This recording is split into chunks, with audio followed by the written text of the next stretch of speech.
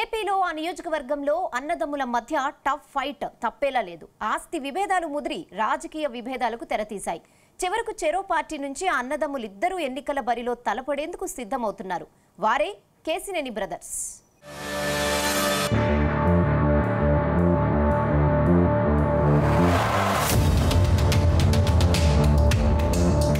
Vijayawada parliament స్థానం AP రాజకీయాల్లో హాట్గా మారింది.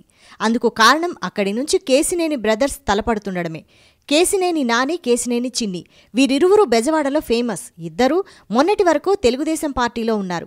కానీ నేడు ఒకరు వైసీపీ అభ్యర్థిగా, మరొకరు టీడీపీ అభ్యర్థిగా విజయవాడ పార్లమెంటు బరిలో పోటీ చేసి తమ అదృష్టాన్ని పరీక్షించుకోవాలనుకుంటున్నారు. కేసినేని ట్రావెల్స్ అంటే రెండు రాష్ట్రాల ప్రజలకు తెలుసు. ఆ వ్యాపారాన్ని చేస్తూనే కేసినేని నాని తొలుత ప్రజారాజ్యం, ఆ తర్వాత టీడీపీలోకి వచ్చారు. 2014, 2019 ఎన్నికల్లో వరుసగా 2 సార్లు విజయవాడ పార్లమెంటు సభ్యుడిగా ఎన్నికయ్యారు. 2019 ఎన్నికల్లో రాష్ట్రంలో 3 స్థానాలు మాత్రమే టీడీపీ గెలిచింది. అందులో విజయవాడ పార్లమెంటును నిలబెట్టుకున్నారు కేసినేని నాని.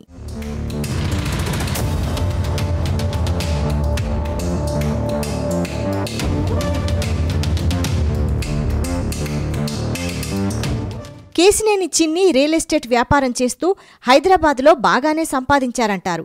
ఆయన పేరు 2021 తర్వాతనే బెజవాడ రాజకీయాల్లో వినిపించింది. 2 పార్లమెంటు ఎన్నికల్లో కేసినేని నాని గెలుపులో చిన్ని కీలక పాత్ర పోషించారు. అయితే ఆస్తి వివాదాల్లో తలెత్తిన పేచీ ఇద్దరి మధ్య దూరం పెంచింది.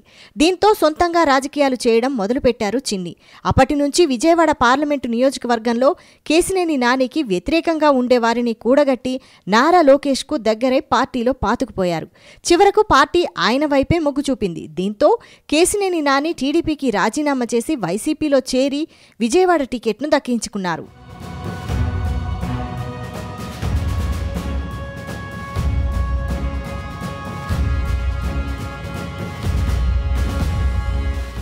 దాంతో ఇద్దరు అన్నదమ్ముల మధ్య ఎన్నికల పోరు ఆసక్తికరంగా మారుతోంది. 10 ఏళ్లు పార్లమెంటు సభ్యుడిగా 7 అసెంబ్లీ నియోజకవర్గాల్లో తనకంటూ ఒక వర్గాన్ని ఏర్పాటు చేసుకున్న కేసినేని నానికి వైసీపీ ఓటు బ్యాంకు అదనపు బలంగా మారనుంది. అదే సమయంలో విజయవాడ పార్లమెంటు నియోజకవర్గంలో టీడీపీ బలంగా ఉండడంతో పాటు జనసేన, టీడీపీ, బీజేపీ కూటమిగా ఏర్పడడంతో కేసినేని చిన్ని ఫుల్ ఖుషీగా ఉన్నారు. మొత్తం మీద విజయవాడ బ్రదర్స్ మధ్య పోటీ మాత్రం రాష్ట్రంలోనే ఆసక్తికరంగా మారింది. ఎవరు గెలుస్తారన్న దానిపై తీవ్ర స్థాయిలో బెట్టింగులు కూడా ప్రారంభమయ్యాయంటున్నారు.